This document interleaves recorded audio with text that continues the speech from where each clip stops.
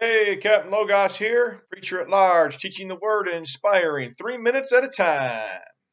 Hey, let's see what James has to say today. We're in verse 16, so hopefully you'll continue to read it throughout the week, and we'll keep talking about it for a while. Hey, do you want to not err? Yeah, you don't want to be in error. You don't want to do wrong. Well, then we need to understand that every good gift is from God. Yeah. Do not be deceived in verse 16.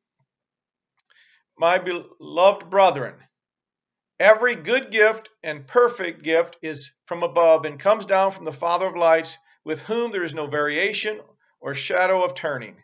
Yeah, every good thing comes from God. And if you believe that bad things are coming from God, you're being deceived. Do you want to avoid deception? Yeah. Understand that we are a kind of first fruits.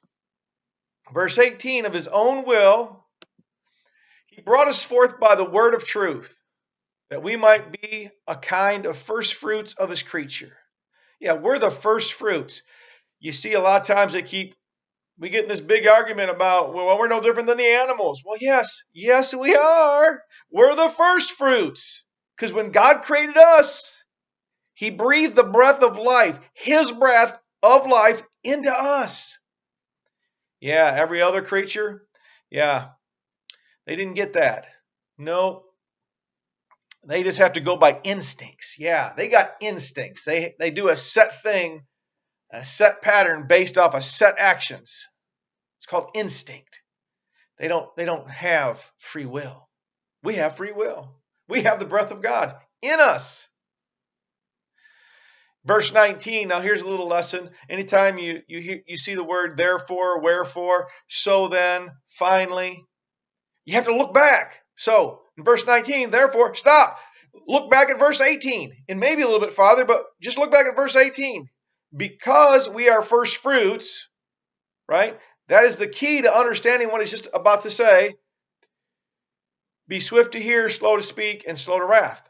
So verse 19 says, so then, some versions say therefore or wherefore, my beloved brethren, let every man be swift to hear, slow to speak, and slow to wrath.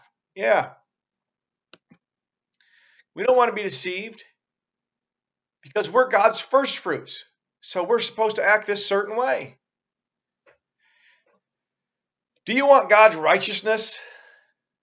Well, here's a repeat. Then be swift to hear, slow to speak, and slow to wrath. Verse 20, for the wrath of man does not produce the righteousness of God. Yeah. We need to make sure we are acting in God's righteousness and not our righteousness. Yeah, that whole filthy rags bit, where our righteousness is nothing but filthy rags. So in order to ensure that our understanding and our wrath sometimes is righteous indignation, right? We call it God's righteousness sometimes. We got to make sure it's God's and not ours. And last but not least today, do you want to save your soul? Uh-oh. Verse 21, James 1, therefore lay aside all filthiness and overflowing of wickedness and receive with meekness the implanted word. Man, this word that right now I am throwing down and I am planting, you need to receive the implanted word, which is able to save your soul. That's why I always say, get your face in the Bible so that you can get the word in you and you can get that implanted word and you can save your soul. It actually says, therefore, and look back again at verse 20, the reason this happens is because the wrath of man does not produce God's righteousness. We need to lay aside all these things of the world and live for God. Now, get some implanted word today.